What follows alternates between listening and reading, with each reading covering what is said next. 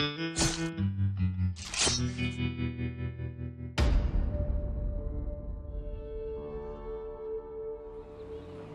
you're driving home from work, you're feeling especially patriotic today and you want to go home to something which shouts out US fucking A. Welcome to 232 Paleto Boulevard. Added in the Independence Day update, this rural take on a low-end home gives players a new sunny alternative for their first home in GTA Online. The house's location, which is largely the source of its value, is up at the top of the map, Paleto Bay. The house sits centrally opposite the clothes store. So let's start with aesthetics. The house has an external garage and a nice long driveway to show off your American muscle cars. The wooden boarding that makes up the house has surf blue paint with white window frames and a standard tiled roof. Coming off the drive, you're presented with two walkways. One will take you to the porch and the other will take you round to the garden. The garden of 232 Paleto Boulevard is nothing special. It's a simple square lawn with a single tree. One nice feature of the house is that it has a hidden little nook in the back where you can either hide from the feds or set off illegal fireworks. The house is walled off by GTA 5's infamous indestructible hedges, which will give people a hard time driving onto your land. There's also a little back door, however you cannot enter the house this way. Heading up the stairs, the house has a nice little porch, which not only acts as nice cover for defending the house, but adds a lot to the rural effect. Once we enter the house, we'll find that it's just a shitty standard copy and paste low value interior. The interior is not in any way unique and most people would have seen this by now. The whole place is pretty scummy, there's holes in the carpet, stains of pretty much everything, just about everywhere. The lighting's about as shit as it gets.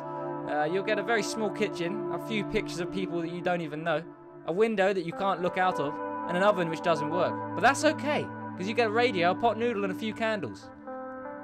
If you wander on past the table for two, you'll find the house's single bathroom. To be honest, I don't really even want to talk about the bathroom. In terms of accommodation, you get a small room which has clearly been designed with a teenager in mind. It's filled with posters and the room is a tip. There's a double bed, but I definitely would not bring any bitches back here.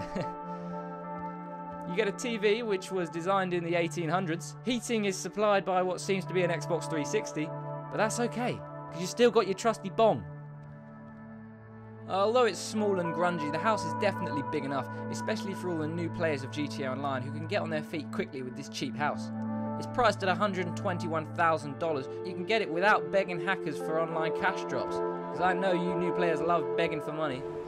It's worth noting that you'll need to be rank 5 to purchase this house, but it's not too difficult.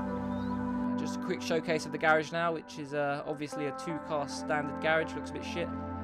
That just about wraps up the actual content of the house. Let's move on to the most important factor, location.